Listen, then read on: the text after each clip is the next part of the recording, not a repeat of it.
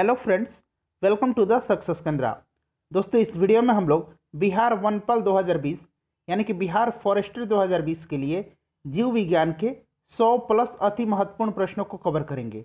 दोस्तों, ये हमारा पार्ट 1 है और इससे पहले हम लोगों ने फिजिक्स के यानी कि भौतिकी के प्रश्नों को कवर किया था। तो अगर आप लोगों ने नहीं देखा है तो देख लीजिएगा, लिंक डिस्क्रिप्शन में है।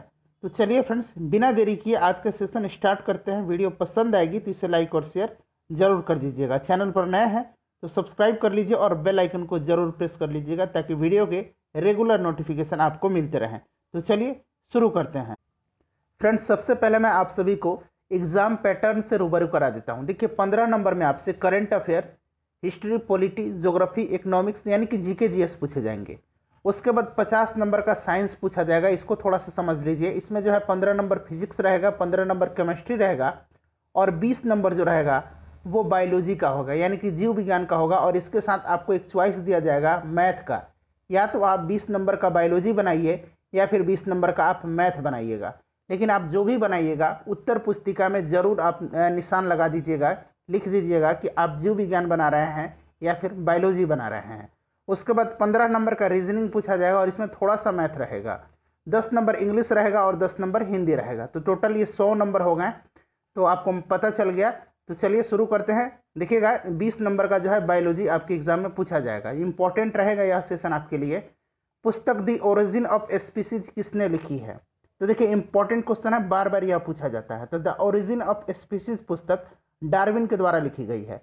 चार्ल्स डार्विन इंग्लैंड के जैव विकासविद थे और इनके द्वारा प्रस्तुत विकासवाद को डार्विनवाद या फिर प्राकृतिक वर्णवाद कहते हैं। प्राकृतिक वर्णवाद यानी कि थ्योरी ऑफ नेचुरल सिलेक्शन कहते हैं। सही आंसर ऑप्शन डी हो जाएगा। नेक्स्ट क्वेश्चन देखिएगा कि मानव तंत्र में इंसुलिन किसका चयापचय यानी कि मेटाबॉलिज्म नियंत्रित करता है? तो फ्रेंड्स, ये जो करता है कार्बोहाइड्रेट का करता है। ऑप्शन नंबर बी सही आंसर हो जाएगा। इंसुलिन अग्नाशय से स्रावित होता है। ध्यान रखिएगा, यह एक हार्मोन है, इंपॉर्टेंट है, जरूर ध्यान रखिएगा। अगला क्वेश्चन है कि निम्नलिखित में से एंटीबायोटिक इनमें से कौन सा है? तो देखिए, सबसे पहले जानिए कि एंटीबायोटिक का कार्य क्या है। तो देखिए, एंटीबायोटिक का उपयोग जो है बैक्टीरिया जनित रोगों के उपचार के लिए किया जाता है। ठीक है, एंटीबायोटिक की खोज किसने किया था? आप लोग कमेंट करके बताइए। आई होप कि आपको आंसर पता होना चाहिए। और देखिए, इसमें से जो एंटीबायोटिक है वो पेनिसिलिन भी है और सल्फाडाइजिन भी है। तो दोनों जो है करेक्ट आंसर इसके हो जाएंगे। नेक्स्ट क्वेश्चन है कि निम्न में से कौन सा मुख्यतः कार्बोहाइड्रेट है? देखिए, यहाँ मुख्यतः शब्द लगा हुआ है। वैसे तो कार्बोहाइड्रेट सभी में पाया जाता है, लेकिन मुख्यतः जो है चावल में पाया जाता है। ऑप्शन नंबर सी सही आंसर हो जाएगा। अगला क्वेश्चन देखिए कि कीट संवर्धन क्या है? कीट संवर्धन क्या है?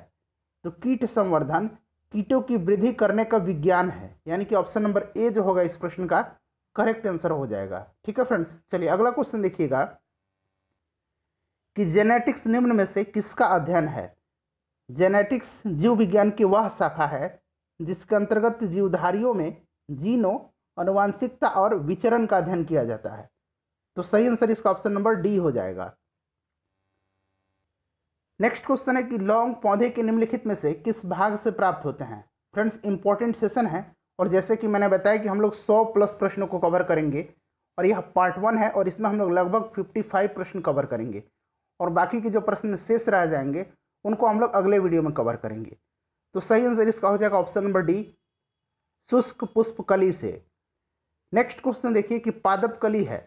पादप कली है, तो देखिए पादप कली जो है एक भ्रूणीय टहनी है। ऑप्शन नंबर ए सही आंसर हो जाएगा। नेक्स्ट क्वेश्चन देखिएगा। और फ्रेंड्स, इससे पहले हम लोगों ने फिजिक्स के क्वेश्चंस को कवर किए थे, तो आप लोग जरूर देख लीजिएगा, लिंक डिस्क्रिप्शन में है। और ये सारे प्रश्न कहीं ना कहीं बिहार के जितने भी प्रीवियस एग्जाम हुए हैं उनमें पूछे गए हैं। पौधे जो नमक युक्त मिट्टी में उगते हैं उनको क्या कहा जाता है? तो उनको कहा जाता है हेलोफाइट, यानी कि ऑप्शन नंबर सी जो होगा करेक्ट आंसर इसका हो जाएगा। नेक्स्ट क्वेश्चन देखिएगा। नेक्स्ट क्वेश्चन है कि ईईजी, देखिए इसका जो फुल फॉर्म होता है इलेक्ट्रोइंसेफेलोग्राम होता है। ठीक है, निम्न में से किसकी निगरानी के लिए उपयोग होता है? इंपॉर्टेंट है। तो ईईजी जो है यहाँ पे देख रहे हैं, ईईजी यह मस्तिष्क की विद्युतीय गतिविधि को मापने वाला यंत्र है। तो सही आंसर इसका हो जाएगा ऑप्शन नंबर डी। आपने ईसीजी सुना होगा, इसका उपयोग किस जो है पार्ट में होता है? तो इसका उपयोग जो है हृदय में किया जाता है। ठीक है, चलिए अगला क्वेश्चन देखिएगा कि जीवों में अत्यधिक विविधता का कारण क्या है। जीवों में अत्यधिक विविधता का कारण क्या है? ये कारण है उत्परिवर्तन। ऑप्शन नंबर सी सही आंसर हो जाएगा, उत्परिवर्तन। ध्यान रखिएगा, ये काफ़ी इंपॉर्टेंट क्वेश्चन है। नेक्स्ट क्वेश्चन देखिएगा कि मेंडल के आनुवंशिकता का सिद्धांत किस पर आधारित है। तो मेंडल का आनुवंशिकता का सिद्धांत जो है यह लैंगिक जनन पर आधारित है। ऑप्शन नंबर सी सही आंसर हो जाएगा, लैंगिक जनन, याद रखिएगा। नेक्स्ट क्वेश्चन देखिएगा कि डीएनए की खोज किसने की थी। तो देखिए डीएनए की वास्तव में अगर हम बात करें तो इसकी खोज किया था स्विट्जरलैंड के रसायन शास्त्री फ्रेडरिक निस्सर ने। यहां मैं लिख देता हूं, फ्रेडरिक मिस्सर ने किया था। ठीक है फ्रेंड्स, लेकिन देखिए ऑप्शन में फ्रेडरिक मिस्सर का नाम नहीं है, तो हम लोग जेम्स वाटसन और फ्रांसिस क्रिक इसका करेक्ट आंसर लगा सकते हैं।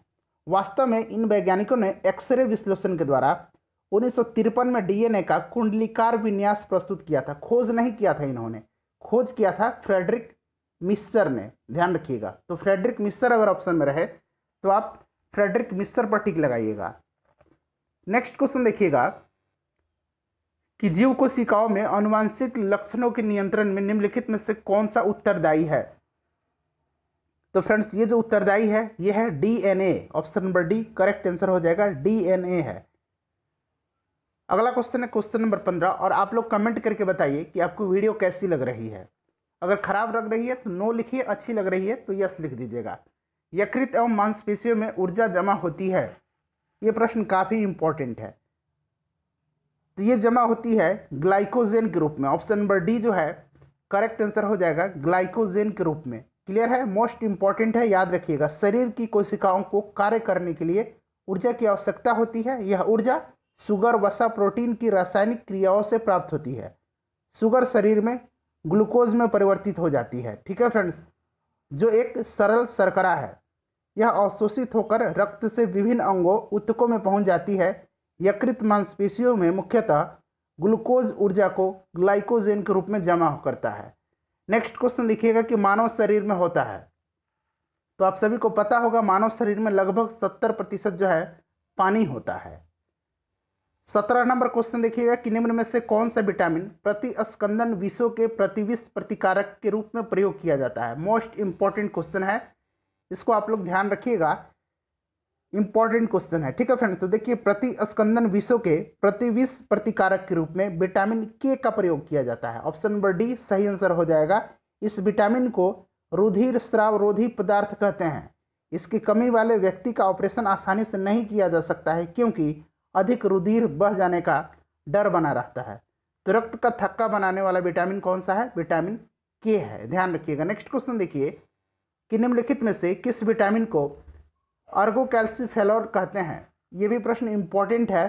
तो विटामिन D2 को जो है अर्गोफेरसिकेरॉल कहते हैं। ठीक है, इंपॉर्टेंट है, ध्यान रखिएगा। नेक्स्ट क्वेश्चन देखिए कि मानव शरीर में विटामिन भंडारित होता है। ये भी प्रश्न काफ़ी इंपॉर्टेंट है। मानव शरीर में विटामिन जो है भंडारित होता है लीवर में, यकृत में। ऑप्शन नंबर ए जो है करेक्ट आंसर हो जाएगा। और आप लोग कमेंट करके बताइएगा कि मानव शरीर की सबसे बड़ी ग्रंथि कौन सी है, उसका नाम लिखकर आप लोग बता दीजिए। नेक्स्ट क्वेश्चन देखिएगा कि निम्न में से कौन सा युग्म सही सुमेलित नहीं है। सही सुमेलित नहीं पूछा गया है। ठीक है फ्रेंड्स,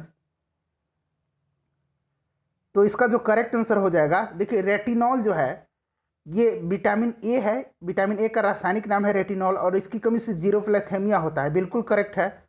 उसके बाद अगर हम बात करें तो टोकोफेरॉल।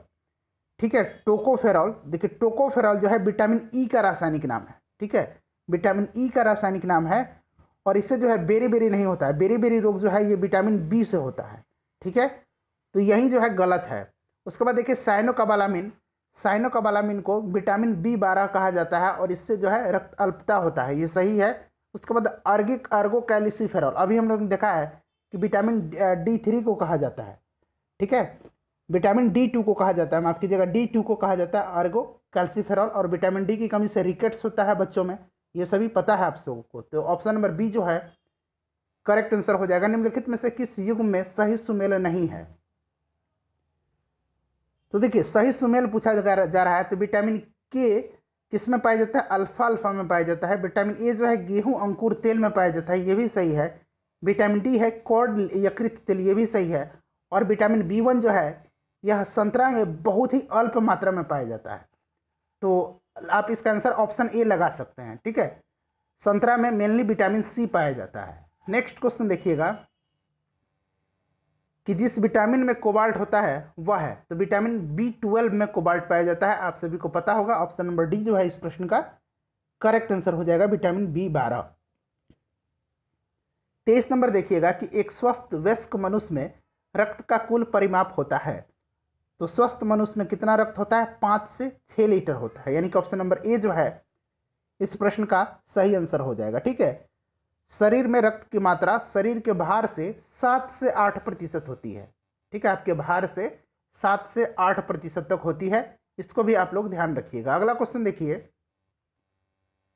कि इनमें से रक्त का दाब मापक यंत्र कौन सा है? तो रक्त दाब जो है, ब्लड प्रेशर जो है, यह मापा जाता है स्फिग्मोमैनोमीटर से, यानी कि ऑप्शन नंबर सी जो होगा इस प्रश्न का सही आंसर हो जाएगा। अगला क्वेश्चन है कि वृक्क से प्रति मिनट औसत रक्त प्रवाह होता है, इंपॉर्टेंट क्वेश्चन है, तो ये होता है 1200 सीसी, ठीक है। ऑप्शन नंबर बी जो होगा इस प्रश्न का करेक्ट आंसर हो जाएगा 1200 सीसी।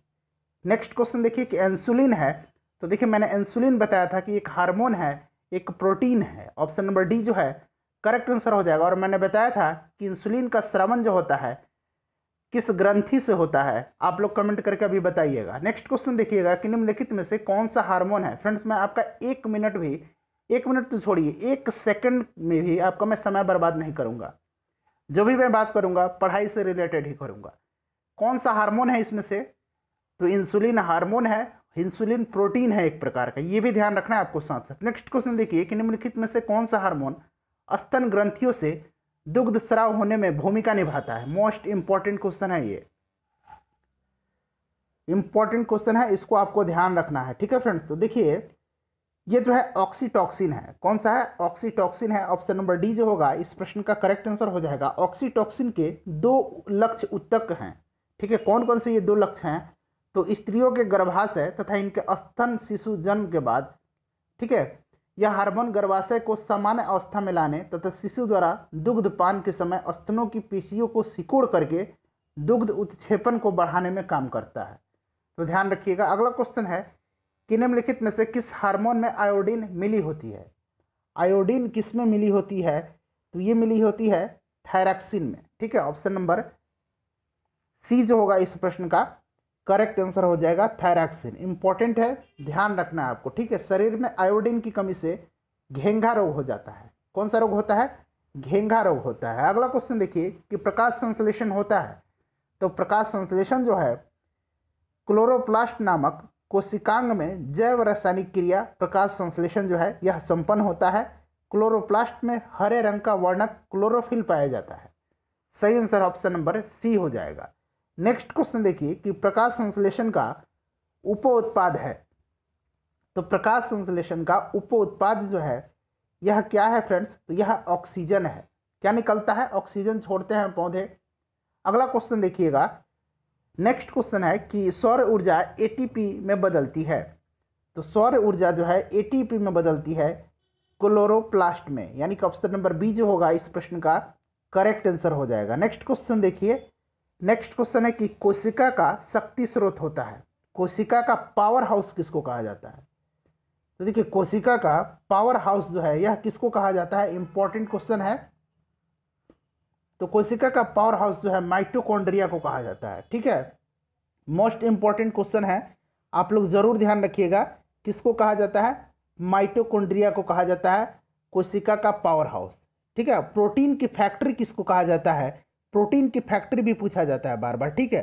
तो आप लोग जरा बताइएगा कि प्रोटीन की फैक्ट्री जो है यह किसको कहा जाता है, ठीक है। चलिए अगला क्वेश्चन देखिएगा 34 नंबर की भ्रूण किस में मिलता है? भ्रूण जो है किस में मिलता है?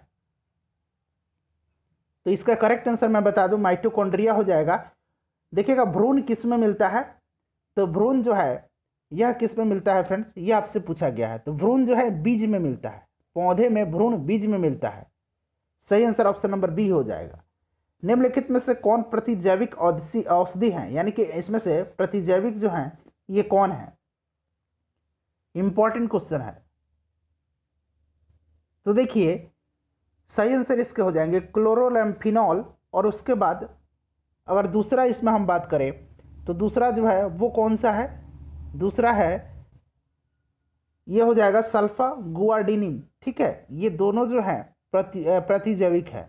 तो आप लोग ध्यान रखिएगा, करेक्ट आंसर दोनों हो जाएंगे क्लोरो, यहाँ देखिए क्लोरैम्फिनॉल, ठीक है, उसके बाद सल्फा गुआर्डिनिन, ये दोनों जो हैं यह एक प्रकार के प्रतिजैविक है। तो दोनों करेक्ट आंसर हो जाएंगे। थोड़ा उच्चारण में प्रॉब्लम हो रहा है। अगला क्वेश्चन देखिएगा कि टाइफाइड तथा कलरा विशिष्ट उदाहरण हैं। तो टाइफाइड और कलरा जो है यह जल जनित रोग हैं। Option number C correct answer हो जाएगा। क्लियर है। नेक्स्ट क्वेश्चन देखिएगा कि मनुष्य में अल्फा टॉक्सिन खाद्य विषाक्तन द्वारा सामान्यतः कौन सा अंग प्रभावित होता है? तो देखिए यह प्रश्न जो है अभी बिहार दरोगा के मेंस एग्जाम में पूछा गया था कि अल्फा टॉक्सिन का जो है उत्पादन कौन करता है। तो अल्फा टॉक्सिन जो है उत्पादित होता है कवक के द्वारा, यानी कि फंगी के द्वारा होता है। ठीक है, और देखिए पूछा गया है कि इसमें कौन सा अंग प्रभावित होता है। इंपॉर्टेंट क्वेश्चन है, बताइए। तो सही आंसर जो है इसका हो जाएगा ऑप्शन नंबर डी यकृत। ठीक है, यानी कि लीवर जो है यह प्रभावित होता है। ठीक है, अगला क्वेश्चन देखिए 38 नंबर कि मनुष्य के शरीर में किस अंग में लिम्फोसाइट्स का निर्माण होता है। तो मनुष्य के शरीर में लिम्फोसाइट्स का निर्माण जो होता है वह होता है अस्थि मज्जा या तिल्ली या प्लीहा कहिए। ठीक है, तिल्ली को प्लीहा भी कहा जाता है। ठीक है, इसी में जो है तिल्ली में इसका दूसरा नाम प्लीहा है या फिर अस्थि मज्जा, इन दोनों में जो है लिम्फोसाइट का निर्माण होता है। प्लीहा को अंग्रेजी में स्प्लीन कहा जाता है, इसको भी आप लोग ध्यान रखिएगा। मैं यहाँ लिख देता हूँ। तो सही आंसर दोनों हो जाएगा। ठीक है, तिल्ली और अस्थि मज्जा। नेक्स्ट क्वेश्चन देखिएगा कि ओंकोजिन संबंधित है। तो ओंकोजिन क्या है? तो ओंकोजिन एक असामान्य जीन है जो कि कैंसर के लिए उत्तरदायी होता है। ब्लड कैंसर जो होता है ना, उसी को जो है ओंकोजिन कहा जाता है। नेक्स्ट क्वेश्चन देखिएगा तो कर्क रोग। अगला क्वेश्चन है कि रक्त कैंसर माफ कीजिएगा ल्यूकेमिया को कहा जाता है। मैंने यहाँ ओंकोजिन को बता दिया है। सही आंसर इसका ऑप्शन सी हो जाएगा। ल्यूकेमिया को ब्लड कैंसर यानी कि रक्त कैंसर कहा जाता है। इसके रोकथाम में प्रयोग किए जाने वाला रेडियो समस्थानी कौन सा है? तो ये भी प्रश्न इंपॉर्टेंट है। देखिए इसमें जो है फास्फोरस 32 और कोबाल्ट 60 दोनों का प्रयोग किया जाता है। फास्फोरस 32 यानी कि P32 और कोबाल्ट 60 का प्रयोग किया जाता है। तो ऑप्शन डी और सी दोनों जो हैं करेक्ट आंसर हो जाएंगे। ध्यान से आप लोग सारे ऑप्शंस को ध्यान रखिएगा। तीव्रता एवं प्रयुक्तता के आधार पर निम्नलिखित में से कौन सा कर्क रोग उत्पन्न कर सकता है तथा उसकी उपचार भी कर सकता है? तो ये कर सकता है आयनीय किरणें, आयनीय विकिरण जो है ये कर सकता है। ऑप्शन नंबर सी जो है इस प्रश्न का करेक्ट आंसर हो जाएगा। सहज प्रणाली का परिवर्धन निम्नलिखित में से कौन सा है? सहज प्रणाली का परिवर्धन इनमें से कौन सा है? तो फ्रेंड्स ये जो है प्रणाली की स्वपोषी क्रिया। सहज प्रणाली मुख्य तंत्रिका प्रणाली का एक भाग है। यह सहज प्रकार्यों को नियंत्रित करती है। अतः सहज प्रणाली के विकास को प्रणाली की स्वपोषी प्रक्रिया के रूप में परिभाषित किया जा सकता है। सही आंसर ऑप्शन सी हो जाएगा। नेक्स्ट देखिएगा कि शरीर का तापमान कौन नियंत्रित करता है? तो ये करता है हाइपोथैलेमस। याद रखिएगा हाइपोथैलेमस करता है। मोस्ट इंपॉर्टेंट है, मस्तिष्क का एक हिस्सा है हाइपोथैलेमस जो कि ताप को नियंत्रित करता है। ऑप्शन नंबर बी सही आंसर हो जाएगा। अगला क्वेश्चन देखिएगा कि शरीर का तापमान नियंत्रित करता है। तो अभी देखा था हम लोगों ने हाइपोथैलेमस। लैंगिक जनन से अनुवांशिक विचरण कैसे होता है? तो ये होता है जीन के सम्मिश्रण से, बिल्कुल सही। क्रोमोसोम में बदलाव से, बिल्कुल सही। जीन के मिश्रण से, बिल्कुल सही, यानी कि ब्लेंडिंग, सफलिंग और क्रोमोसोम के बदलाव से। उपयुक्त तो सभी जो है इसके करेक्ट आंसर हो जाएंगे। डीएनए को किसने अंतः पात्र में बनाया था? तो अभी हम लोगों ने थोड़ी देर पहले इसके बारे में चर्चा किया था, डीएनए के बारे में। ठीक है, तो सही आंसर इस प्रश्न का हो जाएगा आर्थर कोनबर्ग। ठीक है, आर्थर कोनबर्ग ने सर्वप्रथम डीएनए को अंतः पात्र में बनाया। कौन सा दिन डायबिटीज दिवस यानी कि मधुमेह दिवस के रूप में बनाया जाता है? हिंदी में बात करें तो मधुमेह दिवस। तो ये मनाया जाता है प्रत्येक वर्ष 14 नवंबर के दिन। ऑप्शन नंबर डी सही आंसर हो जाएगा। अगला क्वेश्चन देखिए कि वह छोटा जीव जो स्वयं विकास एवं प्रजनन करने में समर्थ है। बार बार क्वेश्चन पूछा जाता है। सही आंसर इसका हो जाएगा ऑप्शन नंबर सी, माइकोप्लाज्मा। ये मोस्ट इंपॉर्टेंट है, इसको आप लोग ध्यान रखिएगा, माइकोप्लाज्मा। नेक्स्ट क्वेश्चन देखिए कि निम्नलिखित में से किसकी कोशिका में कोई एंजाइम नहीं होता है। किसकी कोशिका में कोई भी एंजाइम नहीं होता है? तो ये होता है वायरस की कोशिका में। ऑप्शन नंबर बी सही आंसर हो जाएगा। नेक्स्ट क्वेश्चन देखिएगा कि बिल तथा मेलिंडा गेट्स फाउंडेशन द्वारा स्थापित भारत के लिए कार्यक्रम आह्वान, ठीक है, किसके प्रतिरोध के लिए कार्यरत है? तो आह्वान जो है यह HIV एड्स वायरस की बीमारी जो है इसके प्रतिरोध के लिए जो है कार्यरत है। अगला क्वेश्चन देखिएगा, और bill and Melinda Gates foundation कहाँ का है? अमेरिका का है, ध्यान रखिएगा। सर्वप्रथम मानव हृदय प्रत्यारोपण हुआ था तो ये क्रिश्चियन बर्नार्ड जो हैं, यहाँ मैं लिख देता हूँ इनका नाम, आप जरूर याद रखिएगा, क्रिश्चियन बर्नार्ड। ये दक्षिण अफ्रीका के जो है ये डॉक्टर थे, चिकित्सक थे। इन्होंने ही सर्वप्रथम ओपन हार्ट सर्जरी यानी कि हृदय प्रत्यारोपण किया था, ठीक है। तो सही आंसर इसका हो जाएगा ऑप्शन नंबर सी, दक्षिण अफ्रीका। नेक्स्ट क्वेश्चन देखिएगा कि जीवाणु की खोज किसने की थी? तो फ्रेंड्स जीवाणु की खोज की अगर हम बात करें तो जीवाणु की खोज किसने किया था? लीवेनहॉक ने किया था, यानी कि option number D correct answer हो जाएगा। कणीय तत्व क्या है? कणीय तत्व क्या है? तो देखिए कणीय तत्व जो है फ्रेंड्स ये क्या है, ये आपसे पूछा जा रहा है। तो देखिए कणीय तत्व जो है यह वायु प्रदूषक है। ऑप्शन नंबर बी सही आंसर हो जाएगा, वायु प्रदूषक है, याद रखिएगा। क्वेश्चन नंबर 54 देखिएगा कि संवहनी यानी कि वेस्कुलर पौधों में पानी ऊपर किसके द्वारा जाता है? तो इसका आंसर आप लोग कमेंट करके बताइए कि पौधे में पानी जो है ऊपर किसके द्वारा जाता है। 4 ऑप्शन दिए गए हैं। आज हम लोग पार्ट 1 में 54 प्रश्न तक कवर करेंगे। देखिए बाकी के जो प्रश्न शेष रह जा रहे हैं आगे देखिएगा, इनको हम लोग नेक्स्ट वीडियो में जो है कवर कर लेंगे। देखिएगा कितना प्रश्न है, मैं आपको दिखा भी देता हूँ। देखिए टोटल आप लोग यहाँ पे देख लीजिएगा कि कितना प्रश्न है। आई होप कि वीडियो आप सभी को पसंद आई होगी। तो फ्रेंड्स वीडियो को शेयर जरूर किया कीजिए। देखिए आपके लिए थोड़ा बहुत मेहनत मैं करता हूँ। अगर आपको लगता है कि थोड़ा बहुत भी करता हूँ, मैं अपने तरफ से तो बहुत मेहनत करता हूँ आपके लिए, तो वीडियो को शेयर कीजिएगा। 106 प्रश्न तक हम लोग कवर करेंगे नेक्स्ट वीडियो में। मिलते हैं नेक्स्ट वीडियो में, और फिजिक्स वाला वीडियो जरूर देख लीजिएगा, लिंक डिस्क्रिप्शन में है। Thanks for watching.